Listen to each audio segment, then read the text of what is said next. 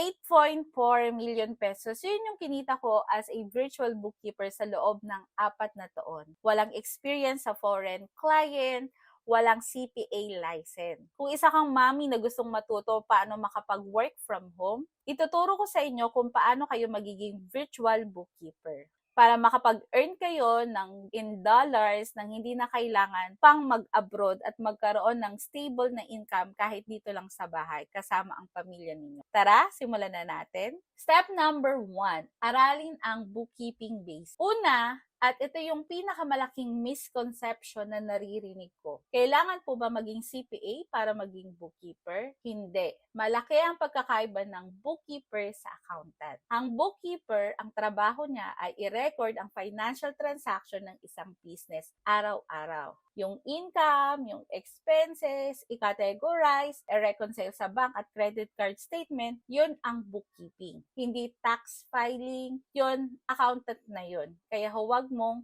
pagsasamahin. At yung pinakamaganda, hindi kailangan ng 4-year degree. Hindi mo kailangan ng board exam. Kailangan mo maintindihan yung mga basic. Debit at credit, chart of accounts, bank reconciliation, yun yung pundasyon. Paano mo matututunan yun? YouTube, mga free resources, mga courses, mag-aral ka ng may intention na talaga. At huwag kang mag-antay na perfect ka bago ka magsimula kasi ang katotohanan, confidence comes from execution, hindi sa preparation lang. Nung nagsisimula ako, halos 13 taon na akong nasa accounting at finance sa corporate. Pero ang virtual bookkeeping ay ibang mundo para sa akin. So, kailangan ko pa rin mag-aral, kailangan ko pa rin mag-practice, pero hindi ako nag-antay na handa na ako bago ako nagsimula. Sinimulan ko at sa pagsisimula ako, natuto ako. Step 2, ito yung ABC framework ko para sa mga beginners sa bookkeeping. A,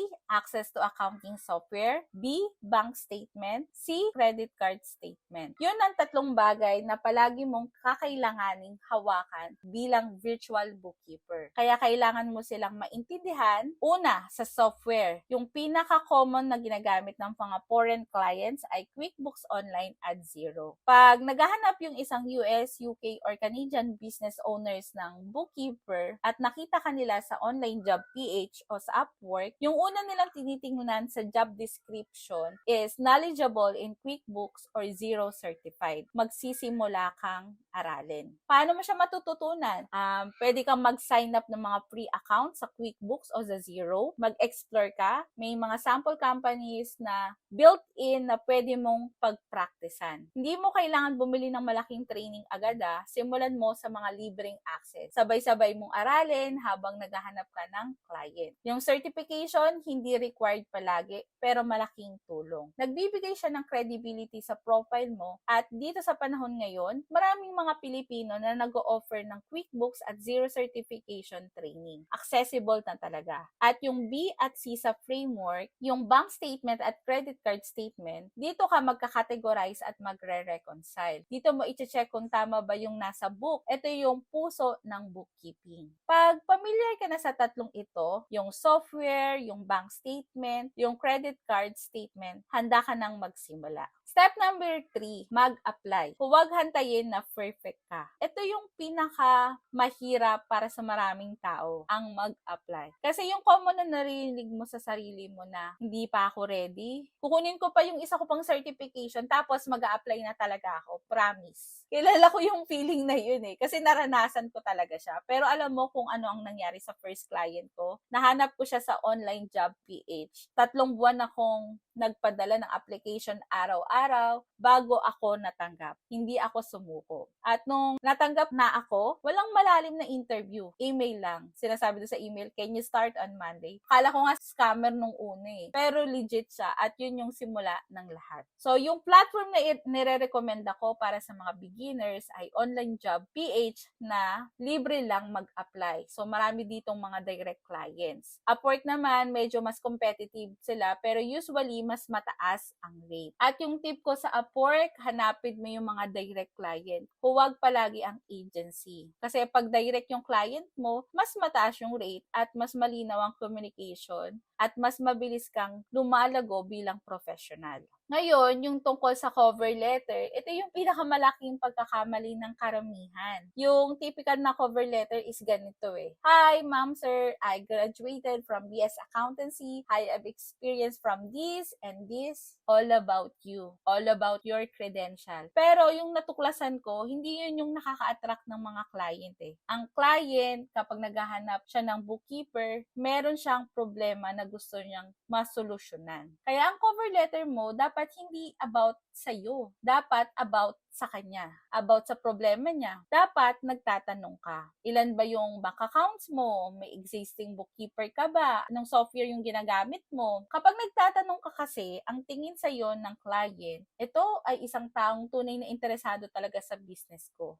Yun yung ginawa ko sa isa ko pang application sa Upwork. Sa halip na nagbigay ako sa kanya ng listahan ng skills ko, nagtanong ako sa kanya. At alam mo ba ang reply sa akin ng client? Sabi niya, I am impressed by the questions you ask. O, di ba? Sa lahat na nag-apply, isa lang ako sa nagtanong sa kanya kung ano ba talaga ang kailangan niya. Kasi ganito ang totoo. Skills get you capable, but communications get you paid. So, pwede kang pinakamagaling na bookkeeper sa buong OLJ, pero kung hindi mo naman alam kung paano makipag-usap sa kliyente mo, kung paano i-present ang sarili mo, kung paano ka makipag-communicate ng updates, mahihirapan ka pa rin. So, communication is not an option, it's strategic. At isa pa, huwag kang mahiya sa mababang rate sa umpisa. Kasi yun yung tunay na halaga ng first client mo, hindi lang yun yung para sa sweldo. Alam mo anong halaga niya? Yung experience. Yung maaral mo sa actual na trabaho, yung software na natutunan mo ng hands-on. Kasi confidence comes from execution, hindi sa pagbabasa ng mga tips online.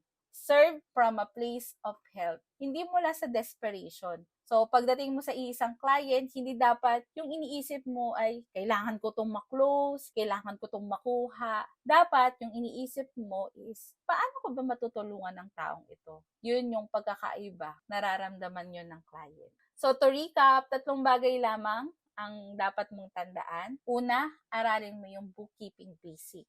Hindi kailangan ng degree, kailangan mo ng pundasyon, which is debit and credit and reconciliation. Simulan mo kahit hindi ka pa perfecto. Pangalawa, makakuha ng access sa accounting software gamit ang ABC framework.